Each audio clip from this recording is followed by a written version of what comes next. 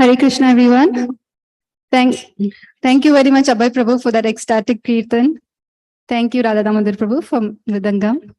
Thank you, everyone, for joining BhagavatSanga program today. Prabhu, we are ready? Yeah. Once again, Hare Krishna, everyone. Welcome to BhagavatSanga program.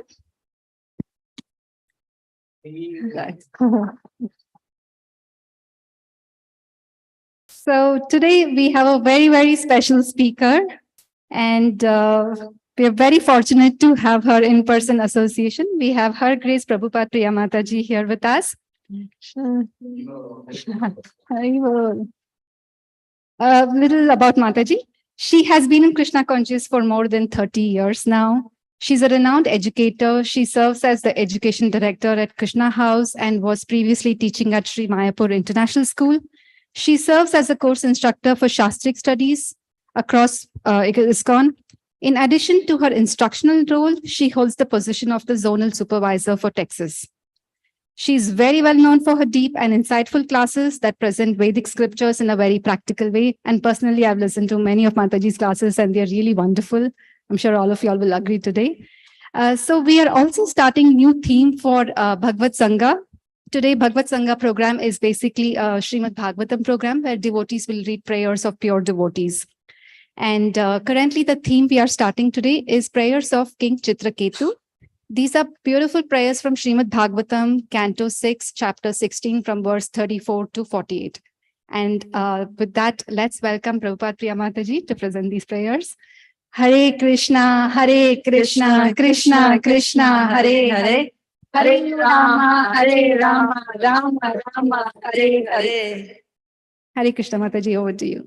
Jai, thank you so much for the warm welcome. I'm very happy to be here with all of you. And Rina was telling you about this ecstatic program that you have of going really deeply into all the studying the prayers of the Bhagavatam, going one section of prayers to another section of prayers. So, as mentioned, we'll be starting the prayers of King Chitraketu today. And I understand you'll be continuing with these prayers for a few weeks, right? And going over and over them and churning the nectar and getting different insights into these prayers. So raise your hand if you're familiar with the pastime of King Chitraketu. A few of you. Okay, so let me just, for the sake of those of you who didn't raise your hands, King Chitraketu is a devotee king. And so he was ruling the kingdom and everything was going extremely well. He was a pious king and therefore there was prosperity in the kingdom. He was performing sacrifices for the benefit of everyone. The citizens were happy. Everyone loved him. Everything, he had lots of opulence and everything was going great, except there was one problem. What was that? He didn't have a son. Yeah, so he was very desperate to get a son. And he actually had thousands or hundreds of thousands, or I think it's even mentioned that he had millions of wives. But despite having so many queens, he could not conceive a child. And so he was really frustrated. And one day, a great sage by the name of Angira Muni visited the palace and saw that King Chitraketu was very just downcast. And he said, Chitraketu, what's the problem? Everything is great in your kingdom. You have everything that you need. Everyone's happy. You're such a great devotee. Why are you unhappy? And he said, oh, I'm a king. I need an heir to the throne. I don't have a son. What am I going to do? So Angira Muni said, oh, would you like me to, perform a yajna so that you can get a son? And so, of course, Chitraketu, he perked up, he's like, yes, of course. Like, can we do that today? So immediately, they arranged for this yajna. And as a result of the yajna, there was some sweet rice that was offered. And that prasad, he said, take this prasad sweet rice and give it to one of your queens. And in due course of time, she will give birth to a son after eating the sweet rice. So he chose one queen, his favorite queen. Her name was Krita. And she took the sweet rice and she started showing the signs of being pregnant. And in due course of time, she gave birth to a son. But he said before that, he said that your son will be a cause of great joy and also great lamentation. So actually, Kalakantru mentioned this episode in class this morning, and he said, Chitraketu is thinking, of course, he's going to be a source of great joy, but what could be the lamentation? What could be the distress? Oh, maybe, when he's a teenager, he'll be a little rebellious. That's okay. We can tolerate that, So he was thinking, no problem. Let's just do it. So she gave birth to the child. But because there were so many co-wives, and because Kritadyuti was the one who was the mother of the son, then King Chitraketu naturally was showering a lot of affection on Kritadyuti. That she was the one who fulfilled his desire to have a son, and she was the mother, and he gave extra care, extra attention, and he basically neglected all the other queens. So that did not have a good result. All the other queens became extremely jealous of Kritadyuti, and they thought, before this child was born, the king loved us just as much as he did anybody else. Ever since this child was born, now he doesn't care about us. So the cause of all of our problems is this child. And so they conspired amongst themselves, and they decided to do away with the baby. And so when no one was looking, they fed poison to the baby, and the baby actually left its body. So then later, the mother, Kritadyuti, she had laid him down to take a nap. She was thinking, oh, he's sleeping for so long. Let me go check on him. So she went to check, and she's like, wake up, my lovely child, wake up. He wasn't waking up. And then she patted him gently. He didn't move. And then she realized that the child was not going to wake up. He was gone, he had died. And so she was devastated. She went running to King Chitraketu. Please come, there's something terrible has happened. Come see our child. And then the king, he was also totally plunged into grief, and they were just crying and lamenting and beating their chests and brows. And, it was a very devastating scene. And right at that moment, Angira Muni showed up again, and he said, what's wrong? You wanted a child, you got your child, you're still unhappy. In fact, you're more unhappy than you were before you got the child. And so he said, yes, because the child has just suddenly died. And this time when Angira Muni came, he brought Narada Muni with him. So there were the two of them there. So Angira Muni said, if you want, I can bring the child back to life. Yes, bring the child back to life. So then by his mystic potencies, he was able to call the soul who had just departed. He was able to call the soul back into the body of the baby. And the child opened its eyes and sat up and started talking. And he said, and so the mother and father started saying, oh, our child, we're so happy that you've come back. We, your mother and father, we were so grief-stricken by your sudden departure, but we're overjoyed to see you with us again. And the child said, my mother and father? Oh, which mother and father are you? I've had so many mothers through so many lifetimes and so many fathers. I've had demigod mothers and fathers and human mothers and fathers. I've had cow mothers and fathers and, buffalo mothers and fathers and dog mothers and fathers. I've had bird mothers and fathers. Which mother and father are you? In which lifetime were you my mother and father? And they were just like, oh my God. And then he kept talking. He said, I'm an eternal soul. I'm just wandering from lifetime to lifetime, from planet to planet on my journey, trying to navigate my way through this world and go back to where I belong. And I actually have no mother and father. I have no permanent relationship with any of these mothers and fathers, including you, whichever ones you are. So you can imagine they were just like, oh my God. It was, but because King Chitraketu was a devotee and the queen was too, they were devotees, they were pious, they understood like that we're not this body, that we're all eternal servants of Krishna. And when they heard it from the child, after all they'd gone through, all the emotional kind of ups and downs and turmoil they'd gone through, it struck them very deeply. And so, and then the child said, so what should I do? You've called me here to be with you. What would you like me to do? And then, but the king had this deep realization that actually this child is not ours. What right do we have to force him to stay with us when he's an eternal soul? We don't want to obstruct his journey back to Godhead. And so Chitraketu looked at Angira Muni and looked at Narada Muni and understood, what he had to do. And he said, you may go, continue on your journey. And he just and then the soul again left the body. But, this was a very powerful instruction for King Chitraketu and his wife and everybody in the palace. Actually, they all came to this very high stage of realization. The queens who had poisoned the child, they went to the Yamuna and they performed austerities and penances in order to atone for what they had done. And Maharaj Chitraketu, he took full advantage of the presence of Narada Muni, because Narada Muni is he's a spiritual master of so many personalities in the Bhagavatam.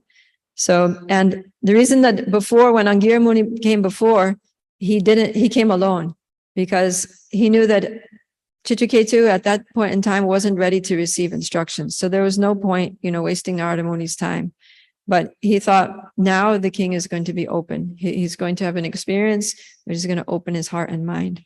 So sometimes we need to have experiences like this in life. Sometimes we need to go through intense, suffering and crises and tragedies and loss in order to actually seek higher instruction.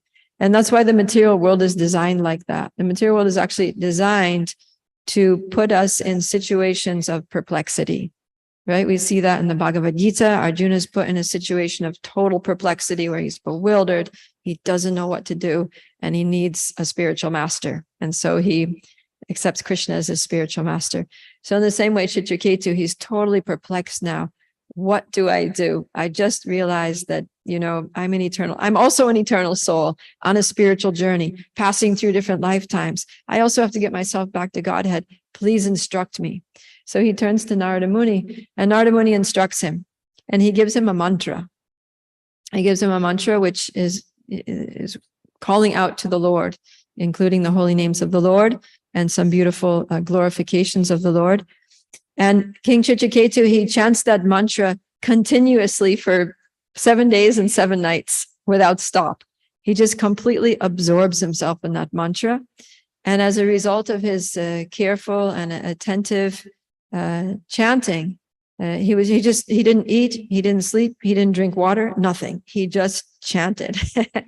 And by that absorption in chanting the name of the Lord and the glories of the Lord, then he was able to attain the association of the Lord in this form of Anantadev.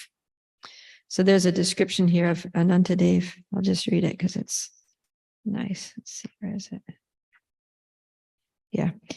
Another name for Anantadev is Shesha, Lord Shesha. So it says, upon reaching the shelter of Lord Shesha, the Supreme Personality of Godhead, Chitraketu saw that he was as white as the white fibers of a lotus flower. He was dressed in bluish garments and adorned with a brilliantly glittering helmet, armlets, belt, and bangles. His face was smiling and his eyes were reddish. He was surrounded by such exalted, liberated persons as Sanat Kumar. So Lord Anantadev is an expansion of Lord Balaram, and he lives in the Vaikuntha planet. There's a Vaikuntha planet that he presides over. So it's said that Chitraketu, he actually went back home, back to Godhead, and he attained the association of Lord Anantadev. So the prayers that we're going to hear in this section are the prayers that are offered by Chitraketu when he sees Lord Anantadev. So the first thing that he says here, starting from text 34, is, O unconquerable Lord, although you cannot be conquered by anyone, you are certainly conquered by devotees who have control of the mind and senses. They can keep you under their control because you are causelessly merciful to devotees who desire no material profit from you. Indeed, you give yourself to them, and because of this, you also have control over your devotees. So he's saying that the way to conquer the Lord is by controlling the mind and senses. So what does it mean to control the mind and senses? It's an important question, because if we can control the mind and senses, we can conquer the Lord. We can attain the darshan of the Lord and have an intimate relationship with the Lord. So what it means is that, as Prabhupada explains in the purport, is it means that having understood our spiritual identity, we don't allow our mind and senses to drag us into other things, into basically material pursuits. We don't allow ourselves to be dragged around by our material desires. And in the Bhagavad Gita, Krishna gives this nice metaphor of, he says that just as a strong wind can drag a boat off course, so any one of the roaming senses on which the mind focuses can drag away our spiritual intelligence, can just take us off the path of bhakti. So control of the minds of senses means that we have a goal. The goal is fixed. We want to go back to Godhead, because I'm a spiritual being. I'm in the material world. I'm not supposed to be in this material world. I'm like a fish out of water in this world. I need to get back to my element. A spirit soul should be in the spiritual world. So I need to get back home where I belong, where I can live forever, where I can be happy, where I can have an eternal relationship with Krishna, where I can restore my eternal constitutional position as his loving servant. So it's like the boat is going to its destination. It needs to go. It needs to go in a straight line and on the path. So if we have set our goal, then we just need to take the steps to get there. But sometimes the mind and senses try to, the senses see something interesting and, oh, let me go see that. Oh, let me go smell that. Let me hear that. Let me touch that. Let me feel that. Let me eat that. Right? So the mind and senses are pulling us all over the place all the time, but we need to control them and be like, nope, that is not going to help me take a step forward towards my goal of going back to Godhead. So I'm not going there. So we have to be very fixed. Our intelligence has to be fixed, and then we can make progress on the spiritual path. So that's what it means to control the mind and senses. So it's not that we don't have material desires, but we just don't allow them to control us. And we as soon as there's some material desire comes up, we try to bring it in to the path of bhakti. The senses want something. The senses want to eat something tasty. Okay, but we're not going there for it. We're going here for it. We're going to cook a nice offering and offer it to the Lord and take prasadam. And that's going to actually help us. Instead of deviating us from the path, it's going to help us proceed and make progress along the path. Or senses, eyes want to see something nice. So instead of going and looking at some forbidden thing that's just going to degrade us, let's reorient the eyes in the path of bhakti to look at the beautiful deities, to look at pictures of Krishna, like that. So that's what it means to control the mind and senses. And when we conquer the mind and senses, then it says that we can actually conquer the Lord. So what does it mean to conquer the Lord? It means to win the support of the Lord, right? It means to convince the Lord that we really want to come back to him and he should help us. So when he sees that we're serious, when we're actually like making a constant and determined effort to keep bringing our mind and senses back to his on him, back to progress on the spiritual path, then he'll come and he'll come to our aid. He'll help us in so many ways, and he'll become our ally. He'll become our friend, and he'll actually serve us in this journey. He'll propel us in the journey back to Godhead. So that's the first thing that Chitraketu brings up. And then he talks about an obstacle that can come in this path. So we're talking about being on a path towards the goal, going back home, back to Godhead. And now he says, but he's going to mention an obstacle that can block our advancement. He says, my dear Lord, this cosmic manifestation and its creation, maintenance, and annihilation are all but your opulences. Since Lord Brahma and other creators are nothing but small portions of a portion of you, their partial power to create does not make them God. Their consciousness of themselves as separate lords is therefore merely false prestige. It is not valid. So he's referring to the obstacle here is false prestige, thinking that we are the Lord and masters, thinking that we are the creators, that we're the doers, that we're the owners of things.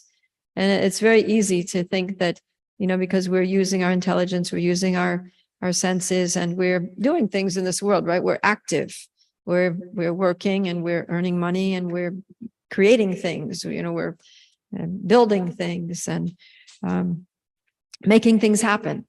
At least apparently, it seems that we are doing these things. And we think, well, if I worked hard and I earned the money and I bought this home, I bought this property, I bought this car, it's mine. I can do whatever I want with it because it's mine. So that's a big illusion, because actually everything is Krishna's. Everything's Krishna's energy. And the way to give up this false prestige, or to kick this obstacle of false prestige out of the path so that it doesn't obstruct our progress, is through knowledge, through knowing that Krishna is actually everything, that everything is Krishna's energies. And so that's what he talks about in the next verse, text 36. Chitraketu says, "You exist in the beginning, middle, and end of everything, from the most minute particle of the cosmic manifestation, the atom, to the gigantic universes and the total material energy. Nonetheless, you are eternal, having no beginning, end, or middle. You are perceived to exist in these three phases, and thus you are permanent. When the cosmic manifestation does not exist, you exist as the original potency." So Krishna is the original potency of everything. Everything that exists is his potencies. He's the beginning, the middle, and the end of everything. He says that also in the Bhagavad Gita. And there's a nice verse. One of the Bhagavatam has 4 verses, which are called the Chatur Shloki Bhagavatam, or the 4 seed verses that the Lord spoke to Brahma. And the first one is 2:9-33. It starts, Aham evase evagre. And that verse is talking about how the Lord is speaking. He says that before the creation of this cosmic manifestation, there was only I. In the interim, while the manifestation exists, there is also only I. And after the annihilation of all the universes, when everything is withdrawn into, the elements all merge into each other and all merge into the body of Vishnu, there remains only I. So that means that everything is just Krishna. Before, this whole universe is just Krishna's energies, because before it was here, there was only Krishna. During its manifestation, like right now, we're in the manifested state of material existence and we're in it. There's also only Krishna. He's not saying that I'm there or I'm overseeing it. He's also there and he's overseeing, but he is it. There's nothing but him. Which means that this whole, everything that we see, everything that we feel, everything that we can touch, and even our own intelligence, and it's all Krishna's energies. Our bodies are Krishna's energies. We, the soul, are also Krishna's energies, right? Everything is Krishna's energies. There's nothing but Krishna. So when we understand that there's nothing but Krishna, then how can we think that we are the owners or controllers or lords or masters of anything, or the doers, right? Because, okay, looks like we're doing something, feels like we're doing something, but who's actually doing it? This body is Krishna's energy, the body that we're using to move things around. Like I lifted this bottle, but who lifted it? It was my hand. That hand's Krishna's energy. And what told me to lift it? My mind or intelligence, but that's also Krishna's energies, right? Earth, water, fire, air, ether, mind, intelligence, false ego. Krishna says those are my 8 separated material energies. So even our intelligence to do things, our ability to do things, Krishna says, I am the intelligence of the intelligent. I am the strength of the strong. I am the ability in man. So our power to do anything is Krishna. And the vehicle, the machine, the body that we use to do things is Krishna. The things itself that we're manipulating in this world are Krishna. The only thing that we have that we can say that is ours is our free will, our will to do something. But that also comes from Krishna. That's a gift that we have that comes from Krishna. So, who are we? We're just the servants of Krishna. And so anything that happens by the grace of Krishna. Not a blade of grass moves except by the will of the Lord. So whatever is happening in our lives, we should just understand to be Krishna's mercy in one form or another. It's all just Krishna's mercy going on by Krishna's control. And Krishna responds to our desires. He responds to our free will, and however we choose to use our independence, which he gives us. So now, good. Understanding that, we can be free from false prestige. Easy, right? No more false prestige. All right. So then that makes it easy. We can go forward now. So continuing, he says that, he says, every universe is covered by 7 layers: earth, water, fire, air, sky, the total energy, and false ego, each 10 times greater than the previous one. There are innumerable universes besides this one. So we're not only talking about this universe, which is already vast, but he's saying there are innumerable universes besides this one. And although they are unlimitedly large, they move about like atoms in you. Therefore, you are called unlimited. So each universe is like a tiny little atom. You know, an atom is like a microscopic, the smallest particle that we can't even see. And Chitraketu is saying that each universe is just like an atom. It's totally insignificant compared to Krishna. And everything is just in Krishna, the universal form, the Virat Rupa. It's another form of Krishna, and everything is included in Krishna. And it's very inconceivable. Krishna says, all beings are in me, but I am not in them. So these that everything is in Krishna, but at the same time, Krishna is aloof. He has his separate existence. So Krishna is inconceivable. That's just one of his qualities, that he's achintya. He's inconceivable. But still, we can pray to the Lord like this. And by praying to the Lord, by thinking of the Lord in these terms, we can understand our own insignificance, our smallness in comparison to the Lord. And how foolish we would be to ever think that we are God. Like some people falsely think that they are God, or that somehow through meditation or some process, they can become God. It's like, no, I'll be happy if I can just somehow get the attention of God, get the mercy of God, and be able to contribute somehow to, making him happy.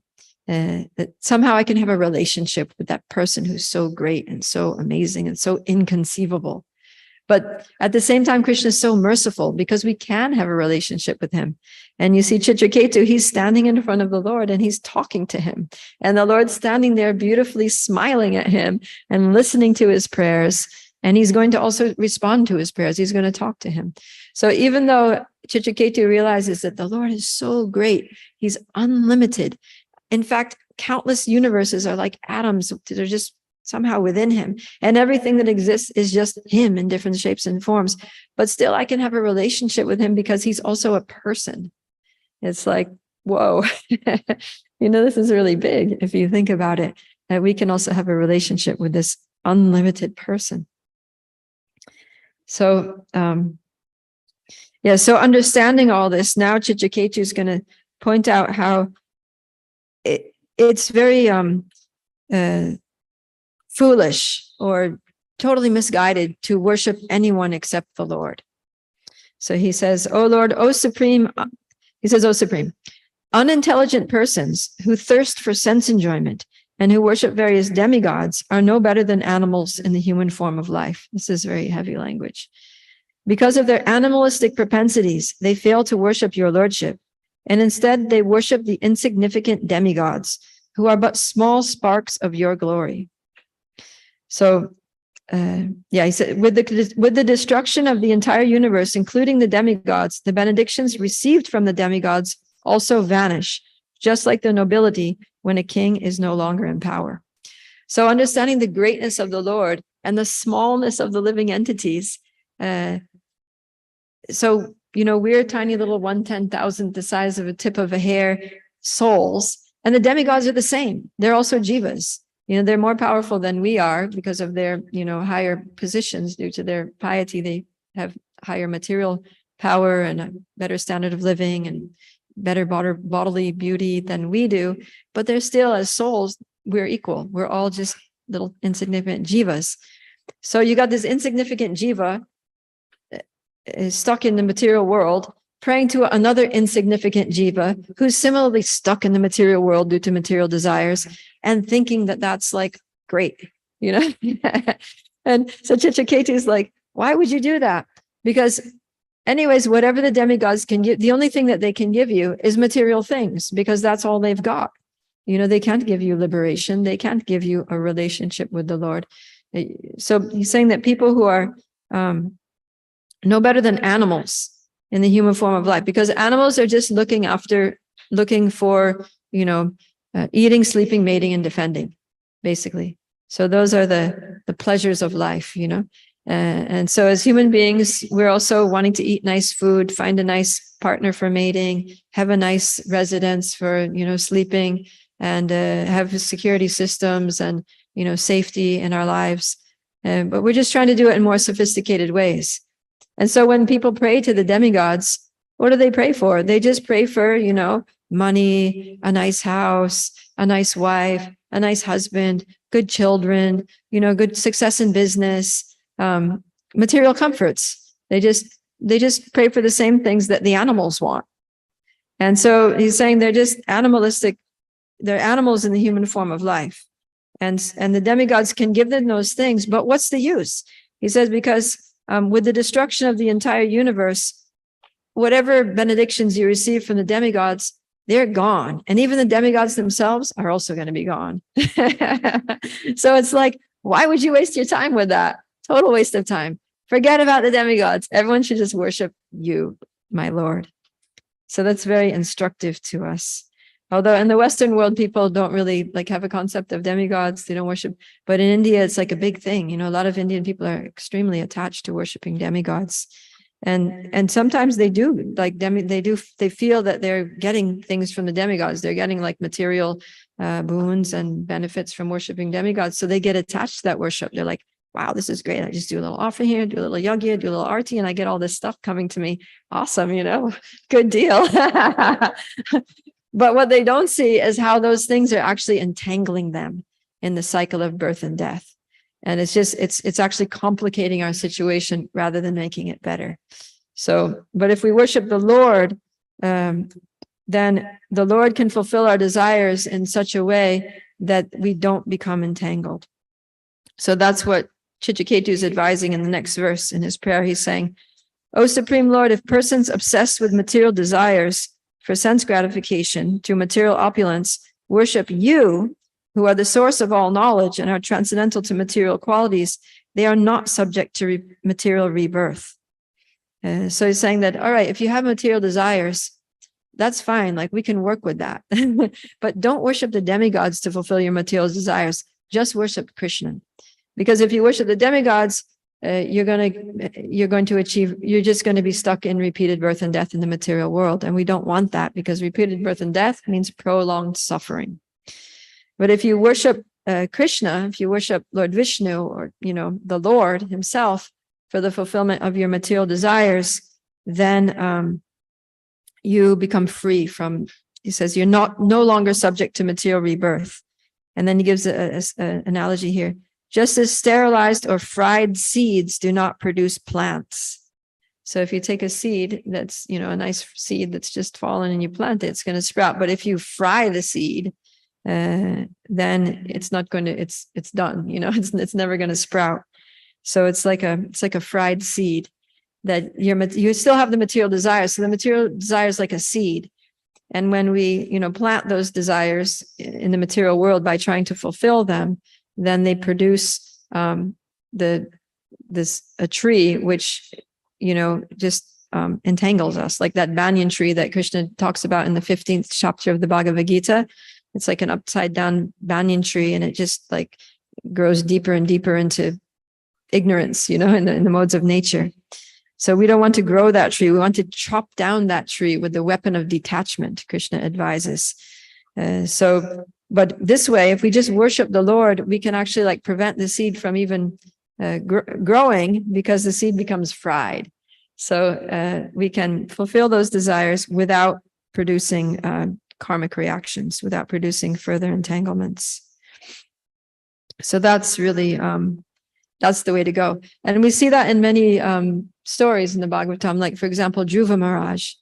he had such a big material desire, right? He wanted a kingdom greater than his father's, greater than his grandfather's, and his grandfather was Lord Brahma. He was, who has a kingdom better than Lord Brahma? But he wanted it, and he was determined to get it. And he was so fixated on that material desire that he left home and went to the forest. And fortunately, he met Narada Muni, who gave him the process of bhakti to fulfill his. So that's, there's not a problem with that. It's material desires are not a problem as long as we just orient them towards the Lord. And Krishna says that 4 kinds of pious people approach him, and one of those, 2 of those are those who have material desires, right? Who are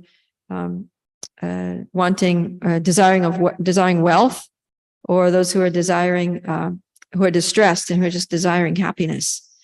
So, yeah, even if we desire wealth, or we're in a bad situation and we're just desiring solutions to our problems or clarity to our confusions in life, even if that's on a material level, but we pray to Krishna, then Krishna will purify those desires, because Krishna is pure and he's also purifying.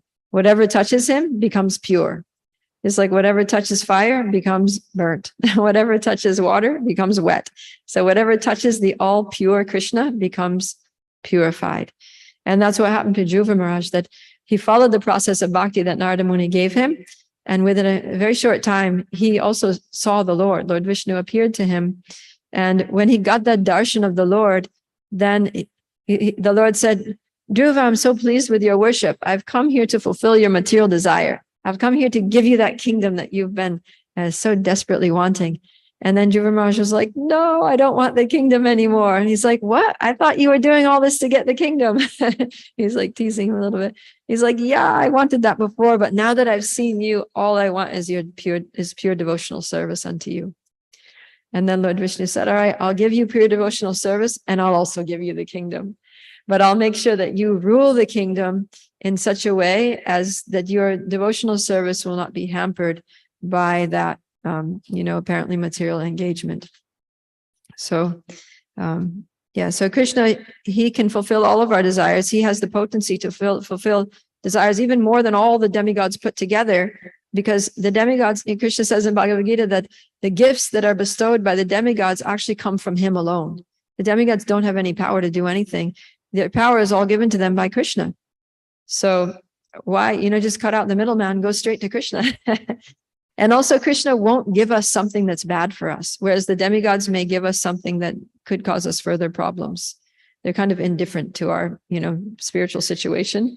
But Krishna, he'll see that, if I give them that, that's not going to help them really attain the goal of human life. So either he'll withhold it, or he'll wait till we're ready, or he'll give it to us in such a way that it will, by having it, we'll become free from it, free from the desire to have it. So it's best to worship only Krishna for all purposes. Like whatever we need, whether we have material desires or spiritual desires or whatever kind of help we need, just take shelter of Krishna. Just approach Krishna, and everything is going to be perfect by Krishna's grace. So then, let's see here. All right, so then approaching Krishna, then what do we do? What does it really mean to approach Krishna? What does that look like? And so Chitraketu continues here. O unconquerable one, when you spoke about Bhagavat Dharma, which is the uncontaminated religious system for achieving the shelter of your lotus feet, that was your victory. Persons who have no material desires, like the Kumaras, who are self-satisfied sages, worship you to be liberated from material contamination. In other words, they accept the process of Bhagavat Dharma to achieve shelter at your lotus feet. Okay, so this is giving us the hint here that if we to take shelter of Krishna, to connect with Krishna, to approach Krishna for whatever reason, Bhagavatam says, akama sarva kama va moksha kama udaradi tivrena bhakti yogena yajeta purusham param. That akama, whether we don't have any desires, any material desires, akama, sarva karma, or whether we have all desires, whether we want everything, whether we want nothing, or whether we want everything, or moksha kama, whether we want liberation, doesn't matter, whatever you want. Tivrena bhakti yogena. Perform bhakti yoga. Perform devotional service to the Lord. Tivrena, with intensity, with great force, with determination. And worship the Purushaparam, the supreme person, not a lesser person, not like a demigod, but the supreme person. So this is Bhagavat Dharma. Bhagavat Dharma means approaching the supreme person. And in the purport here, Srila Prabhupada gives further details about how to practice Bhagavat Dharma, or the qualities of Bhagavat Dharma, which enable us to very effectively and very quickly attain that shelter of the supreme person. And he quotes Rupa Goswami, Anya Bilashita Shunyam, Jnana Karma Dhyanavritam, Anukulyena Krishnanu, Shilanam Bhaktir Uttama. That this is the qualities of pure devotional service, which are that Anya Bilashita Shunyam, that desires for other things are zero. We don't have any desires for other things. That our devotional service is not covered. It's not blocked by too much interest in gyan, just like dry philosophical knowledge or mental speculation. And nor is it covered by karma or fruitive activities, desire, fruitive gain. So that's pure devotional service. Those first two lines are pure devotional service. But we may not be so if we have a material desire, that's not pure devotional service, but it's not an impediment still. So the second two lines talk about any devotional service. So even if you have material desires, you may not be doing pure devotional service, but you can still do devotional service. And so then what are the qualities for any devotional service? Anukulyena Krishnanu Shilanam. So anukulyena means a steady cultivation. So it's we're all works in progress, and we just need to keep steadily trying. Like, don't serve Krishna just one day and then past 2 years not doing anything, and then another day, I should serve Krishna again, only on Jamashtami or something like that. That's steady. Anukulyena means ongoing, continuous cultivation. So we should have a steady practice, chanting a set number of rounds every day, waking up and offering some prayers to Krishna every day, cooking food, making an offering to Krishna every day. So steadily cultivating the practice of bhakti.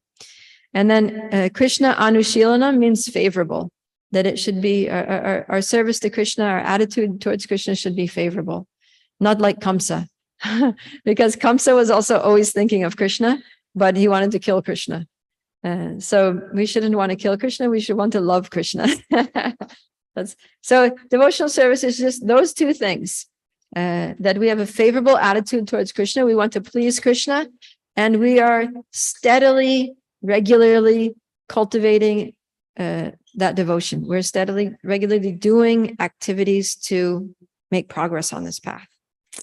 And then that's devotional service. And then he also quotes the next verse, which is actually next verse in Bhakti Rasamrita Sindhu. Sarvopadi vinirmuktam tat paratvena nirmalam rishikena rishikesha sevanam bhaktir uchite. And the way Prabhupada translates this here is, one should be free from all material designations and cleansed of all material contamination. And he should be restored to his pure identity, in which he engages his senses in the service of the propriety of the senses. So, free from all material designations means we're no longer on the bodily concept of life. And cleansed of all material contamination means we're free from anarthas, right? We're lust, anger, greed, envy, madness, ignorance, pride, all those things. So the magic thing about bhakti is that although these are given as qualifications, they're qualifications for pure devotional service, but they're also the result of devotional service. So at any state, whether we're pure or impure, we can perform devotional service. And even though we may still identify with the body and all the different, things connected to the body, even though we may have lots of anarthas still in our hearts, even though we may have a lot of material desires, even though we may still be attached to speculating sometimes and getting fruitive results from our activities, that's okay. Just keep steadily serving Krishna, favorably, and the results will come in the form of these further qualifications. So the qualifications of bhakti come to us through the practice of bhakti. And that's why Rupa Goswami says that there's actually no qualification to perform bhakti. All that's required is sincerity. And in the word sincerity, these two things, anukulyena krishnanu, are included. Because sincere means that you really want to please Krishna. And it also means that you're willing to make a sincere effort to do so. So sincere desire to please Krishna is Krishna Anushilanam. It's that favorable cultivation. And sincere effort to do so is anukulyena, is that ongoing cultivation. So I'll stop soon. So these are the qualities. And then I'll just jump here to text 43, where he gives a couple further qualifications. In the purport, Prabhupada says, Bhagavat Dharma means living according to the instructions of the Supreme Personality of Godhead. So that's another thing. Bhagavat Dharma basically equates, is a synonym of bhakti yoga, devotional service to Krishna. So that means doing all these other things that we just mentioned, living according to the instructions of the Supreme Personality of Godhead. Because what does that favorable cultivation look like? How do we know what the steady practice of bhakti is? We need to hear from the instructions of the Lord, and that comes through Guru, Sadhu, and Shastra, through spiritual master, through the scriptures like Bhagavad Gita and Srimad Bhagavatam, and which is clarified by discussing with sadhus who are amongst us. So Guru, Sadhu, and Shastra. And then he also says, he says here in the purport, Bhagavat Dharma and Krishna Katha are identical. And Sri Chaitanya Mahaprabhu wanted everyone to become a guru and preach the instructions of Krishna everywhere, from Bhagavad Gita, Srimad Bhagavatam, etc.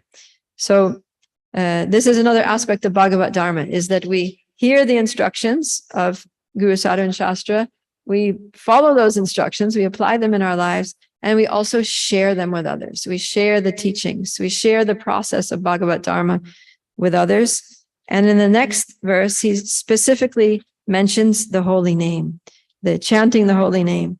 He says that merely by hearing the holy name of your Lordship only once, even men of the lowest class are freed from all material contamination. And in the purport there, Prabhupada mentions Hare Nama, Hare Nama, Hare Nama Eva Kevalam, Kalo Nastyeva, Nastyeva, Nastyeva Gatiranyata. That especially in this age of Kali, there's no other way, no other way, no other way of deliverance than chanting the holy name, chanting the holy name, chanting the holy names of the Lord. So this is kind of Bhagavat Dharma in a nutshell, is that we learn from the instructions of Guru, Sadhu, and Shastra, the process of bhakti yoga. We sincerely practice it steadily with an aim to please the Lord, and we teach that to others. So we can just boil it down to basically 4 words. Chant 6 words. Chant Hare Krishna and teach others. That's Bhagavad Dharma for us. So it all boils down to that. The way to serve the Lord favorably is to chant Hare Krishna in this age. The cultivation is to chant regularly, every day, a set number of rounds, and to keep that steady and try to increase up to 16 at least. And then to teach that to others. Because that, in this age, that is the essence of all instructions of Guru, Sadhu, and Shastra. That's the way to please the Lord. And by doing that, then all these other qualifications come. And we should do it tivrena bhakti yogena. We should do it with intensity. You know, when we wake up, don't like chant while you're scrolling on your phone, Hare Krishna, you know, Krishna, Krishna, Hare Hare, Hare Ram, Ram, Ram. You know, like that's not intensity. Or, you know, you're kind of looking around, Hare Krishna, Krishna, Krishna, Hare Hare, Hare Ram. Or having a conversation, you know, oh, how's it going? Nice to see you. Oh, really? How was school today? Hare Krishna, Hare Krishna, Krishna Krishna, Hare Hare. Oh, you still have some homework to do there? Hare Krishna, Hare Krishna. Oh, looks like you did really well. You got 2. Hare Krishna, Hare Krishna, Krishna. You know, like that's not the way to chant. Good job on the homework, though. But yeah, we also need to do our homework and get ticks from Krishna for doing it well. So, yeah, it means setting aside a time, sacred time, a sacred space, and just switching off the phone, tuning out everything else, putting out the rest of our lives on hold, and just chanting it with care and attention, focus, concentration, and then we'll get the effects. So the effects of devotional service are pure devotional service. We start with any devotional service, whatever your condition is, wherever you're at, whatever your desires are, it doesn't matter. Akama sarva kamava, moksha karma dadi. You can have all material desires. You can want every enjoyable thing in this material world. Don't worry about it. Just chant Hare Krishna with determination, with intensity, according to Guru, Sadhu, and Shastra, with a sincere desire to connect with Krishna, to please Krishna, and to advance on the path back to Godhead, realizing that everything is Krishna, that we can only do anything by Krishna's mercy, because after all, it's him. The name is him. The body that we're using to chant is him. The mind that we're trying to focus on, it is him. Everything is him. And he can help us. And by his help, we'll come to this stage of anya bilashita shunyam, jnana karma dhyanavritam. Sarvapadi vinir muktam tatparatvena nirmalam. So, yeah, it's just very simple. Chant Hare Krishna and teach others. And with the right attitude, doing that with care and attention and intensity, we'll come to the stage of pure devotional service. And we'll just go sailing. Our ship, that ship on the way back to Godhead, will just be like smooth sailing. Jai.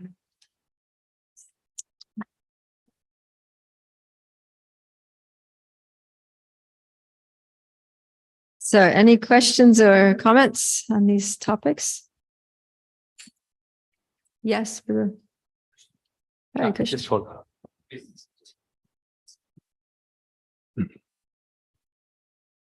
You have to forgive me. My Texas allergies have been on me all day today, so I'm a little congested. Okay. When you were sharing the story about the soul and when the young soul was called back, and he talked about his millions of mothers and fathers that we've had, the question that came to my mind, can there be karmic experiences that do bring us back to particular souls can there be karmic experiences that bring us back to a particular family or other individuals?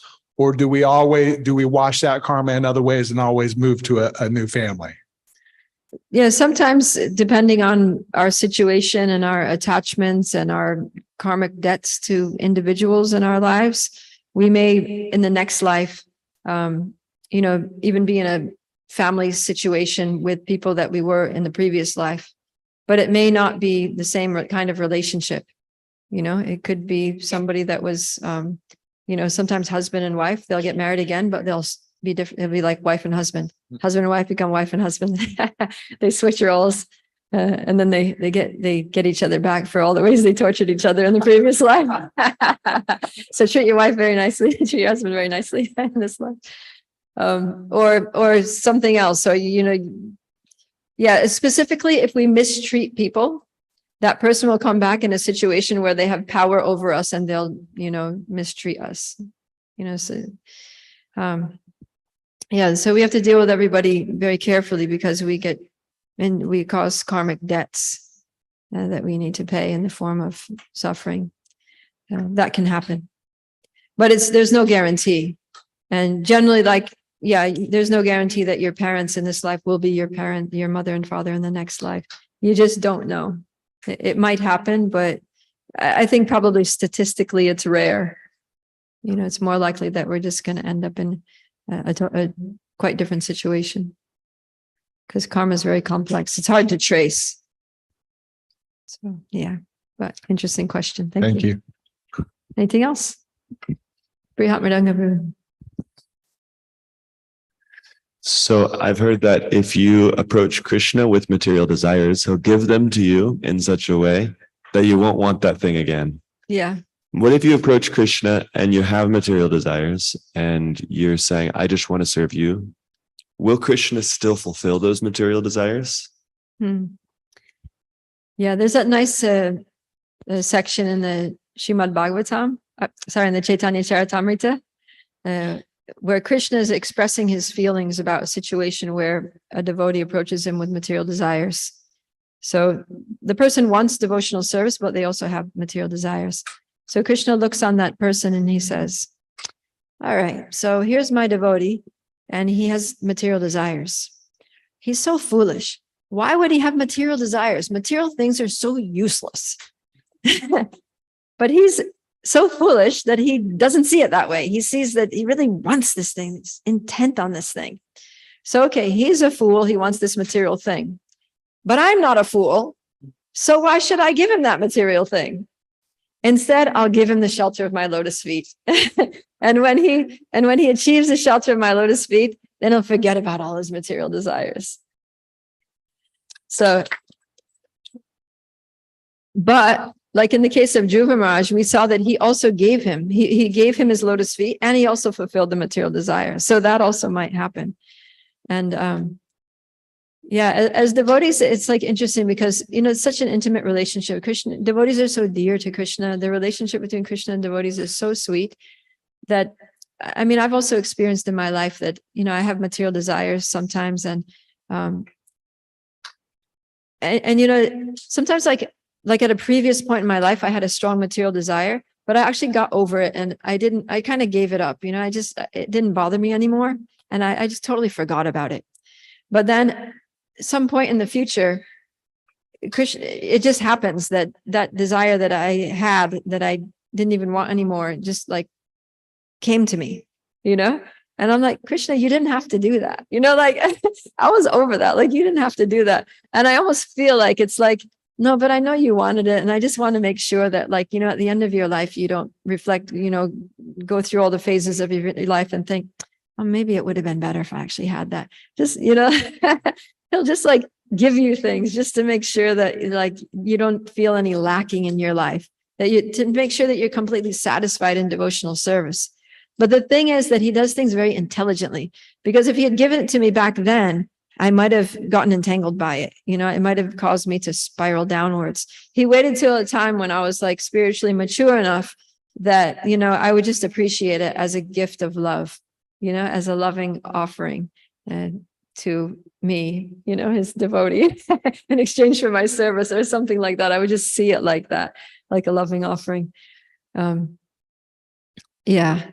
So sometimes Krishna will give us, he will fulfill our material desires, but he'll do it carefully. He'll do it in a way that it doesn't entangle us. Or sometimes actually like we'll have a material desire and Krishna will give it to us, but the result of the fulfillment of that material desire is that we suffer a lot, you know. It's like, I want something, I want it, and then I get it.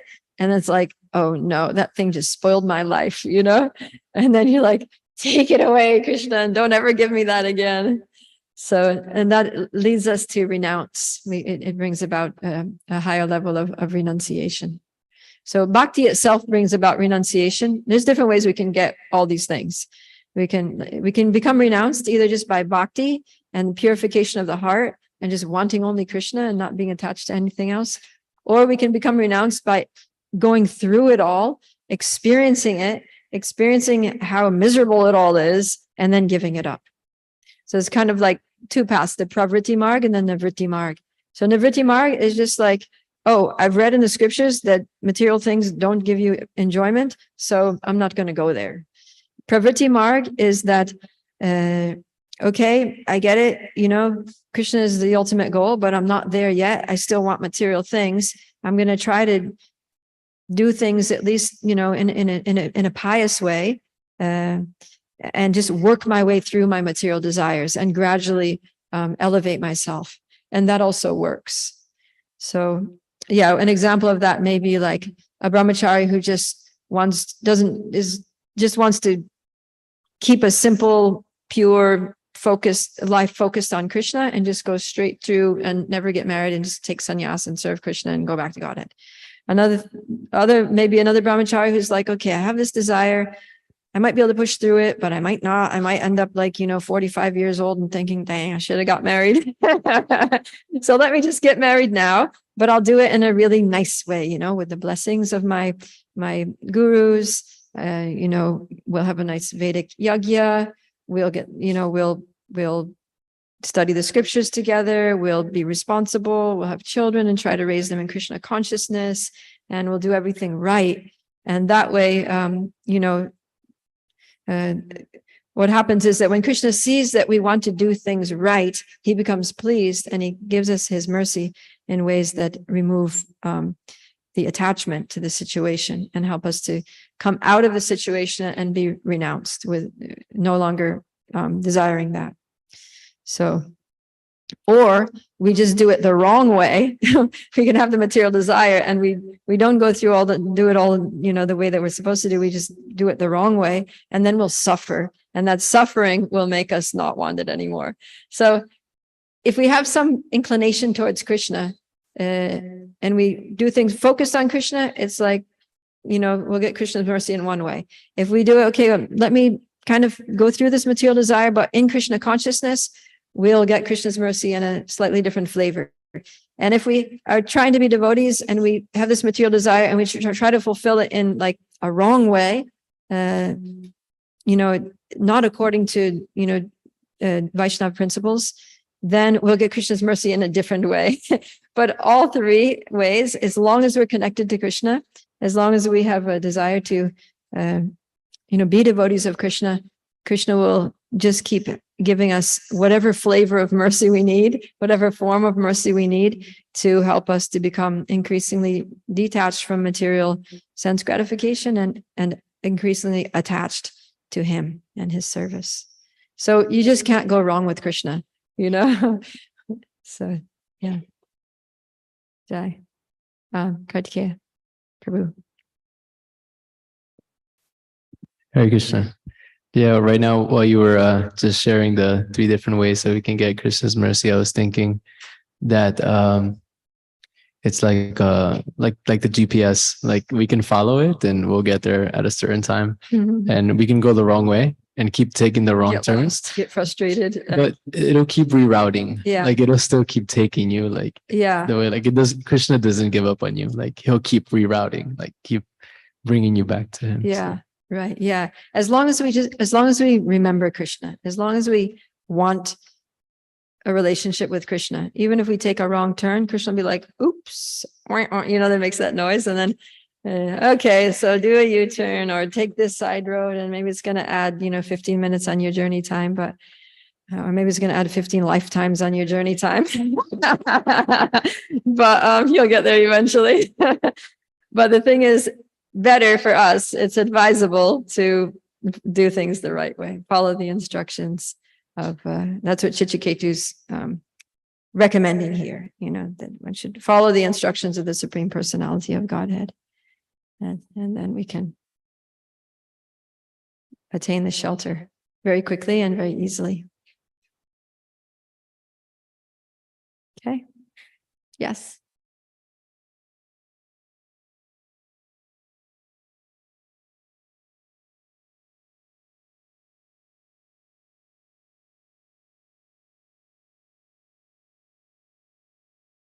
Hello. Okay.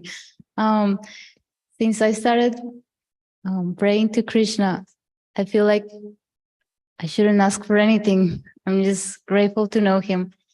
But I still, after praying, I'm like, maybe I need to ask him for help on this certain situation.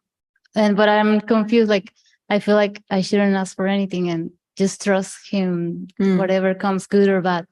But I have this, I've been used to pray for help on something that I feel that I need. So I don't know if I should just be grateful and accept his mercy.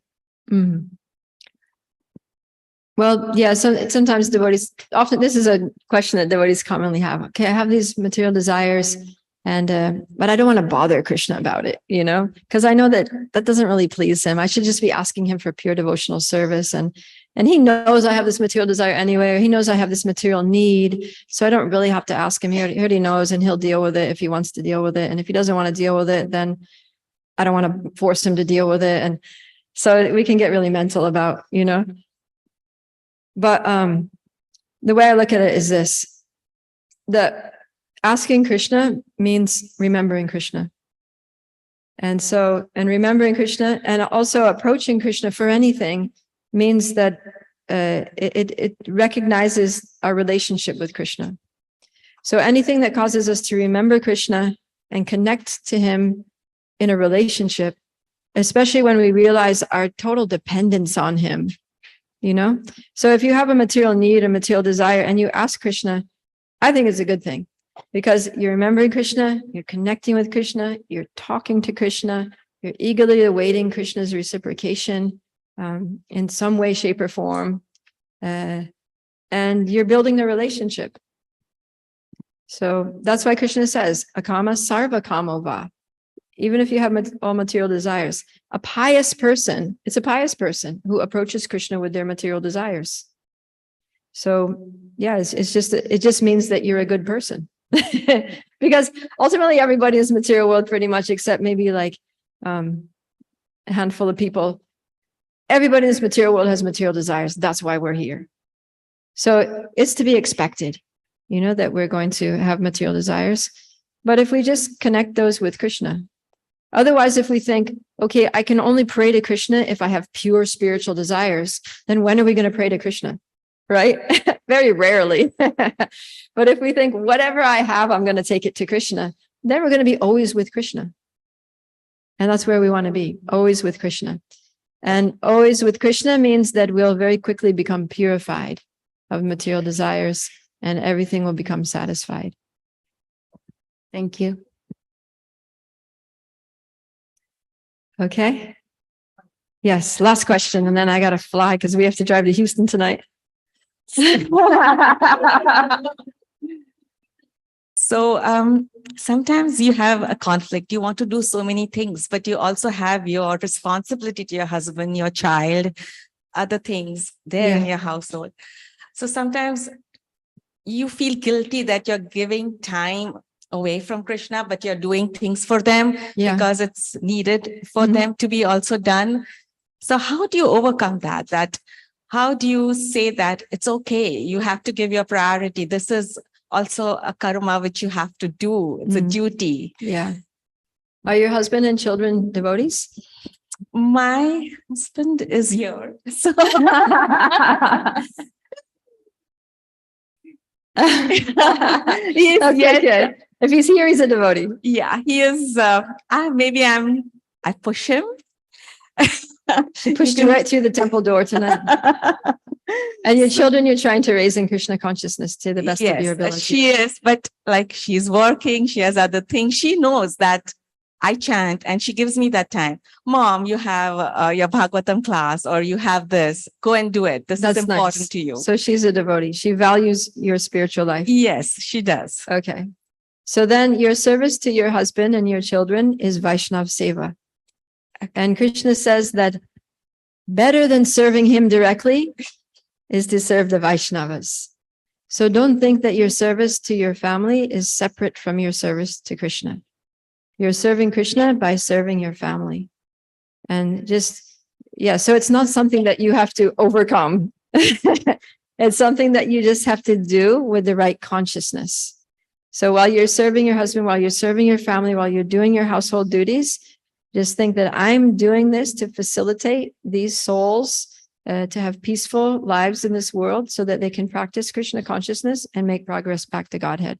And you can pray to Krishna. You can speak to, talk to Krishna, Krishna, I'm doing this for you. I'm doing this because you've given me this situation. I'm grateful for this situation because after all, I need a family. I don't want to live alone. I don't want to just be, by myself in the material world. I need a husband. I need children. I need a house. I need a situation here. I'm so grateful that you've given me this wonderful household full of loving family members who are also supportive of Krishna consciousness. And my service to them is reciprocate, is an expression of my gratitude for you, and also my attempts to facilitate them in their services for your pleasure. Thank you. Okay, we better wrap it up there. Al Grantaraj Srimad Bhagavatam ki jai. Srila Prabhupada ki jai. Hare Grace Prabhupada Priya Mataji ki jai. Mataji, a quick thank you note. I won't take too much of your time. Okay. So you beautifully narrated the pastime of King Chitraketu. It almost felt like we were there watching what's happening. That was beautiful. And quickly, 2-3 points that I would like to mention. Our goal should be very clear. We should use our intelligence to go towards the goal and bring our mind and senses back to Krishna consciousness, which is very important. Serve Krishna. And you explained everything we do is Krishna's energy, like lifting that bottle. That was like beautiful example. Everything, each universe is like an atom, and everything is within Krishna, and he's inconceivable, and he still has his own existence. That's beautiful. And then you explained about demigods worship, how we'll be stuck in this material world, and we have to worship to Krishna for everything. And the questions also were like that. Beautiful questions. Thank you all. And you explained about devotional service. It has to be continuous service and favorable towards Krishna. And the final point, chant Hare Krishna and teach to others. Jai. Thank you, Mataji. That was a really wonderful class, very enlightening. We totally enjoyed it. Thank you so much for coming. With that, let's give a big round of applause to Mataji. So tomorrow morning at 6 a.m., we have Japa in the temple, and then we have Kirtan. At 7:30, we have Srimad Bhagavatam class by His Grace Kalakan Prabhu. He has come to Austin, and today morning we had a class, and it was really amazing. Would really encourage all of you all to come in the morning. We have Kesari served, Prashadam. Please collect it on the way. And in the middle of the week, you all are coming to the temple. So wonderful to see all of you all. Thank you all very much. Hare Krishna. With that, we conclude the program today. See you all tomorrow morning.